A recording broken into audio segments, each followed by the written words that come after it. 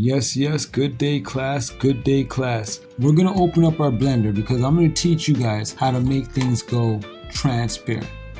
Okay, so I have my Blender open, and as you can see, I already have a bunch of images here and they are transparent. It doesn't look like it because I'm in render view and I didn't set up my render view yet. So let's go to material, and here you go, right?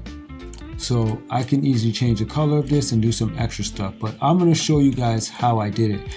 All right, with your text selected, now you're gonna go to the material properties, new, principal BDSF. You're gonna change this to mixer shader right there. You're gonna change this shader to glossy. You're gonna change this shader to transparent. Now you're gonna put the back face color.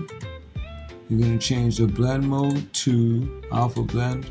Now that is still in the material view. This is the render view. The render view doesn't look good, but we'll fix that after. So as you can see right now, our text is transparent. You can see right through it. Even though I'm doing this with text, you can do this with any object. I like to say thank you for stopping by the Teaching Beats podcast. I hope that you guys learned something. If you did, hit the like. If you want to see more videos like this and keep learning with us, hit the subscribe and keep the notification bell on.